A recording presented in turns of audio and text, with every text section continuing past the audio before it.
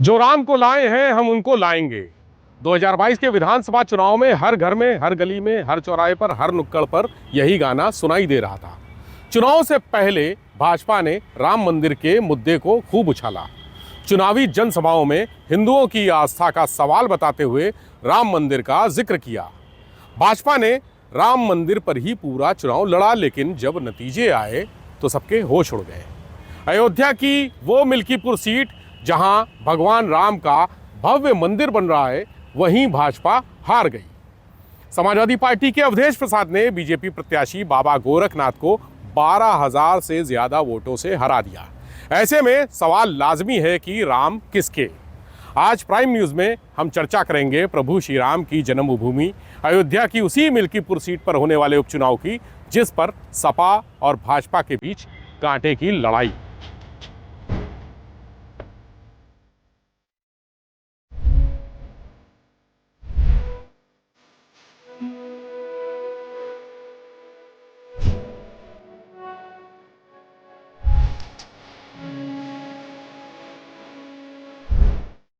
अयोध्या की मिल्कीपुर विधानसभा सीट पूरे देश की सबसे हॉट सीट है। इस सीट पर विजय तिलक के लिए इंडिया और एनडीए गठबंधन ने एड़ी चोटी का जोर लगा दिया है। मुख्यमंत्री योगी आदित्यनाथ मिल्कीपुर जिताने के लिए खुद मैदान में उतरे हैं। सीएम योगी के साथ ही मिल्कीपुर में 4 मंत्री भी लगाए गए हैं। दूसरी तरफ सपा मुखिया अखिलेश यादव भी मिल्कीपुर में जातीय समीकरण साधने की रणनीति बना रहे हैं।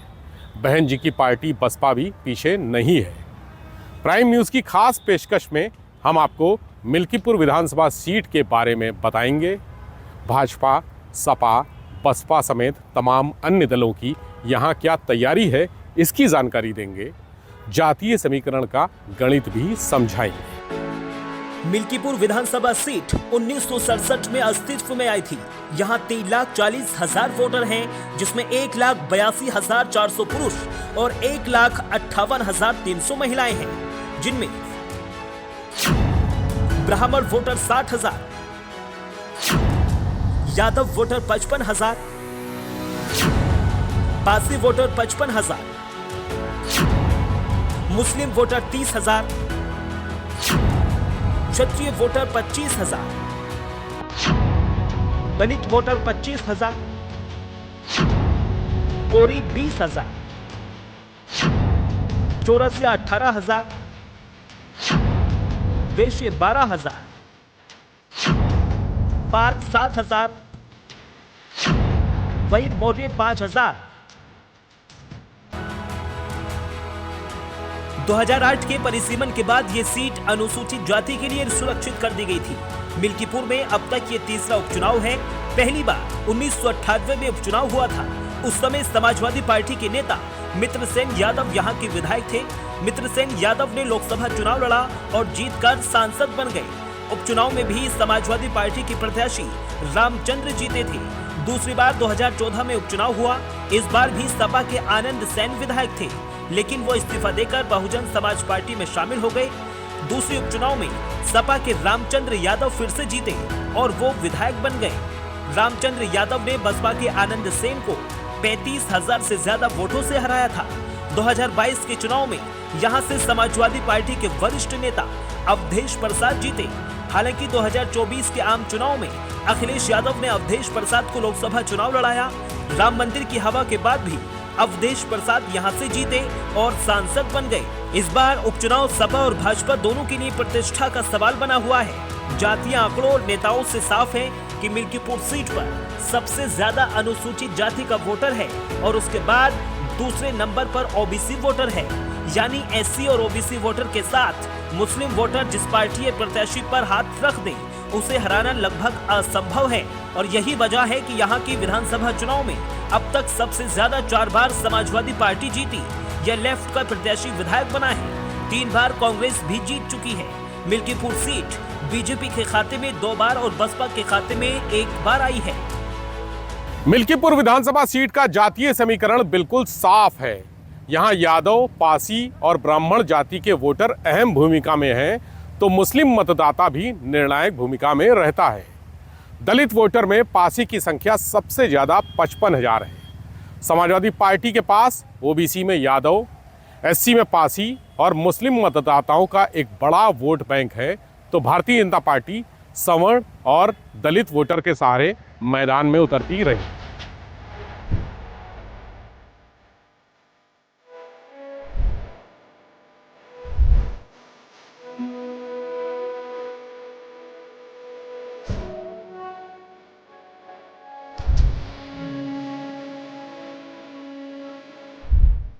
सर, मिल्कीपुर चुनाव की तारीखों का ऐलान हो गया है, क्या लग रहा है आपको? सपा से तगड़ा मुकाबला है, पिछले 2 उपचुनावों में लगातार सपा जीती है, अब की बार कैसी फाइट देख रहे हैं?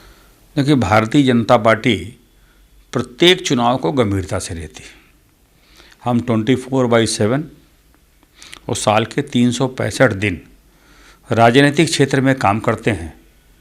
स्वाभाविक है, चुनाव समाजवादी पार्टी के सांसद के उनके संसद चुने जाने के कारण वो सीट रिक्त हुई है, तो उनका दावा बनता है कि हाँ, उनके विधायक रहे हैं, वो अब सांसद हैं। तो राजनीति में जीत के सभी लोग दावे करते हैं, पर जैसे बाकी के उपचुनाव में भारतीय जनता पार्टी को विजयश्री मिली है, मिल्कीपुर की भी जनता योगी और मोदी जी के साथ है। डबल इंजन की सरकार है। निश्चित तौर पर माननीय प्रधानमंत्री नरेंद्र मोदी जी और उत्तर प्रदेश के मुख्यमंत्री योगी आदित्यनाथ जी के नेतृत्व में हम उत्तर प्रदेश में प्रगति की ओर बढ़ रहे हैं, आम जन की समस्याओं के साथ हैं, तो स्वाभाविक है जनता हमारा समर्थन करेगी। यह समर्थन करे, इससे सरकार की नीतियों को लेकर के हमारे कार्यकर्ता, हम सब लोग मिल्कीपुर में गांव-गांव, घर-घर, व्यक्ति मिल रहे हैं, अपनी बात समझा रहे हैं कि हमको क्यों वहाँ की जनता चुने, और उम्मीद है कि हमको सफलता मिलेगी, हम विजयश्री को प्राप्त करेंगे। ये समाजवादी पार्टी की तैयारी मिल्कीपुर विधानसभा उपचुनाव में भाजपा से कहीं आगे, कहीं बेहतर है। समाजवादी पार्टी ने सबसे पहले प्रत्याशी घोषित किया था, प्रभारी घोषित किया। समाजवादी पार्टी ने स्टार प्रचारकों की सूची जारी कर दी है। हमारा प्रत्याशी वो गली गली, गांव गांव घूम रहे हैं, जनता से वोट मांग रहे हैं। समाजवादी पार्टी को भरोसा है अपने नेता आदरणीय अखिलेश यादव जी। मिल्कीपुर उपचुनाव समाजवादी पार्टी और भारतीय जनता पार्टी दोनों के लिए बहुत महत्वपूर्ण है। चूँकि लोकसभा चुनाव अयोध्या का समाजवादी पार्टी जीती थी, इसलिए किसी भी तरीके से पूरी मेहनत करके भारतीय जनता पार्टी इस सीट को जीत कर हिसाब बराबर करना चाहती है, जबकि सपा बढ़त बनाए रखने के लिए मिल्कीपुर में उपचुनाव जीतना चाहती है। यहाँ का जो गणित है, जाति के आधार पर अगर देखें तो दोनों पार्टियों के पास 1,20,000 के करीब वोट बराबर हैं। बाकी वोटों का इंतजाम उन्हें करना है जो अति पिछड़ी, अति दलित जातियों से आएगा। इसमें समाजवादी पार्टी ने जो सेकंड लार्जेस्ट वोट बैंक है, वहाँ पे पासी और ब्राह्मण करीब बराबर हैं, तो ब्राह्मणों पे भी वो कोशिश कर रहे हैं, और साथ में अति पिछड़ी, अति दलित जातियों पे भी समाजवादी पार्टी फोकस कर रही है। और बीजेपी भी इसी वोट बैंक पे पूरी कोशिश कर रही है, क्योंकि जो बेस वोट है दोनों पार्टियों का ऑलमोस्ट सेम है। तो जो ज़्यादा वोट जोड़ लेगा वो चुनाव जीत लेगा। सीधी गणित मिल्कीपुर की यही कहती है। आपने देखा मिल्कीपुर विधानसभा सीट के जातीय समीकरण और सुनी नेताओं की बात। अब आपको ले चलते हैं मिल्कीपुर की जनता के पास, सुनते हैं लोगों का क्या कहना है।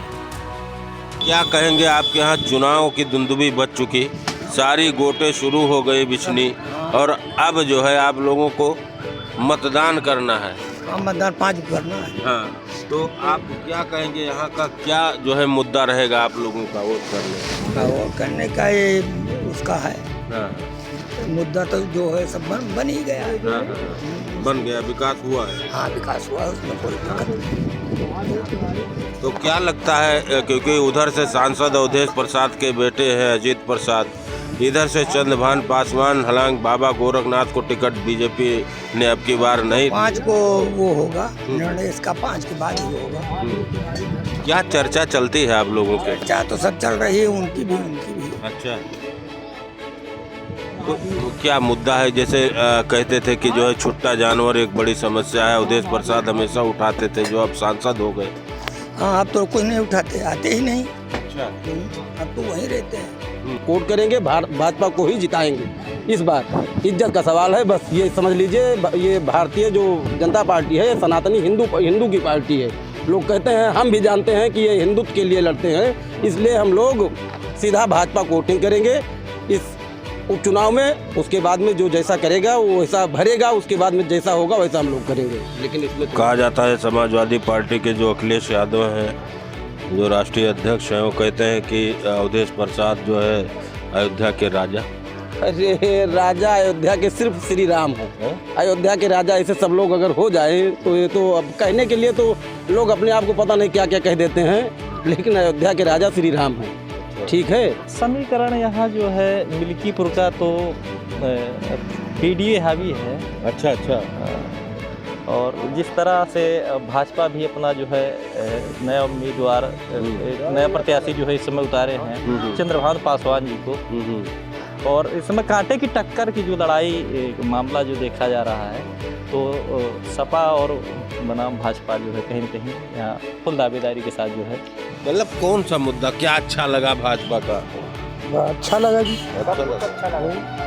बहुत बढ़िया काम, बहुत बढ़िया जी। क्या पूरा नाम क्या लिखते हैं? मायाराम रावत। मायाराम रावत जी। अच्छा, तो जिस तरीके से आप लोगों का जो वोट है जी, वो पासी जी। समाज के वोटों से कम है। रावत जी। तो रावत आपकी भाजपा की तरफ, जी जी। इसका कोई विकास हुआ है या ऐसे? नहीं, विकास बढ़िया हुआ। विकास हुआ है। क्या कहेंगे आप? चुनाव है 5 तारीख को, आपको देना है वोट है भाजपा। क्यों? आखिर क्या मुद्दा क्या है? काहे लिए दे रहे हैं? मुद्दा क्या है? शासन है उसका। हाँ, मतलब गरीबों के लिए, जैसे कोई बड़ा आदमी छेड़ नहीं सकता उनके आगे, इसलिए। अच्छा, जिस तरीके से पासवान बिरादरी की बात की जाए तो अवधेश प्रसाद पासवान पासी, आप लोग भी उसी बिरादर से हैं। हाँ। लेकिन आप जा रहे हैं कहीं और। हमारे रिश्तेदार हैं वो। अच्छा, कौन? वो पासवान। 2022 की विधानसभा और 2024 के लोकसभा चुनाव में बीजेपी का अयोध्या हारना चौंकाने वाला तो था ही, राजनीति में इसका मैसेज बेहद खराब गया। यही वजह कि इस बार उपचुनाव में भाजपा प्रत्याशी को जिताने की जिम्मेदारी सीधे मुख्यमंत्री योगी आदित्यनाथ को दी गई है। बीते 3 महीने में सीएम योगी अयोध्या के कई दौरे कर चुके हैं, करोड़ों रुपए की सौगात बांट चुके हैं। सीएम योगी के साथ ही कैबिनेट मंत्री सूर्य प्रताप शाही, मंत्री मयंकेश्वर शरण सिंह, मंत्री गिरीश यादव और मंत्री सतीश शर्मा को भी अयोध्या में लगाया गया है। ध्यान रहे, जातीय समीकरण साधने के लिए मैदान में ब्राह्मण, ठाकुर, यादव, भूमिहार समाज के मंत्रियों को भी उतारा गया है। उधर सपा मुखिया अखिलेश यादव ने भी मिल्कीपुर हॉट सीट एक बार फिर से जीतने के लिए पीडीए फॉर्मूले को और धार देने की रणनीति बना ली है। 2022 के विधानसभा चुनाव और 2024 के लोकसभा चुनाव के नतीजों ने एक बात साफ कर दी है कि अयोध्या में धार्मिक एजेंडा नहीं चलेगा। सपा को हराना है तो जातीय समीकरण साधने ही होंगे। यही वजह है मिल्कीपुर विधानसभा सीट पर समाजवादी पार्टी ने पासी उम्मीदवार अजीत प्रसाद को मैदान में उतारा है, तो उसके जवाब में भाजपा ने भी पासी प्रत्याशी चंद्रभानु पासवान को टिकट दिया है।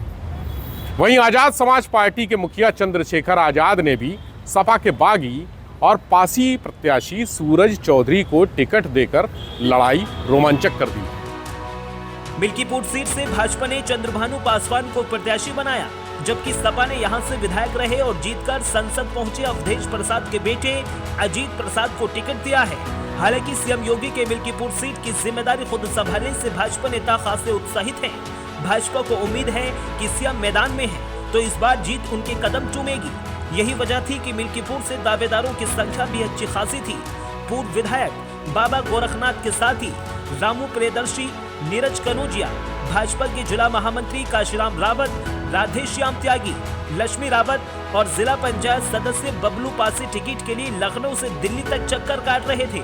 हालांकि भाजपा ने चंद्रभानु पासवान को चुना। भाजपा के अपने सर्वे में भी चंद्रभानु पासवान सबसे उपयुक्त प्रत्याशी के रूप में सामने आए थे।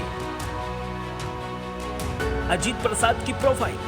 मिल्कीपुर से सांसद अवधेश प्रसाद के बेटे अजीत प्रसाद पहली बार विधानसभा का चुनाव लड़ रहे हैं।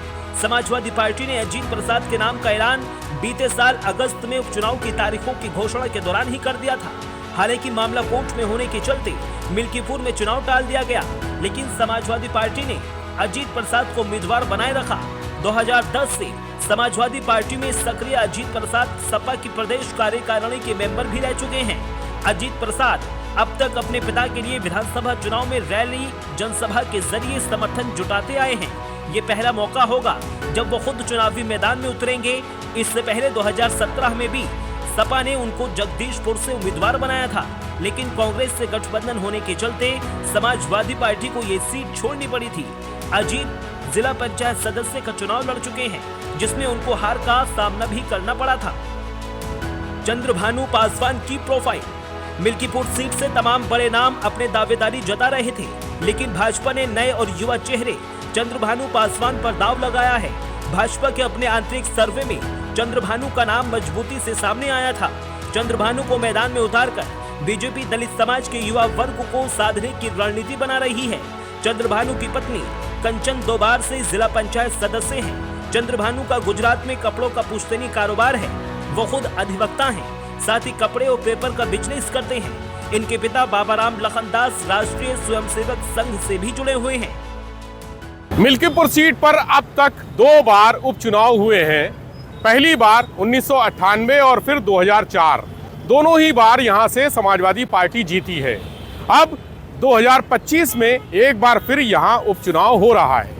समाजवादी पार्टी और भारतीय जनता पार्टी दोनों ही दलों ने मिल्कीपुर सीट जीतने के लिए पूरी ताकत झोंक दी है।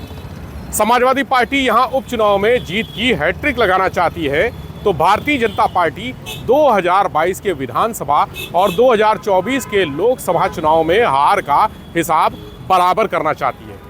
हालांकि मिल्कीपुर के वोटरों का समीकरण ऐसा है कि भाजपा के लिए जीत आसान नहीं दिख रही, लेकिन इतना साफ है कि मिल्कीपुर सीट पर हार और जीत का संदेश दूर तक जाएगा।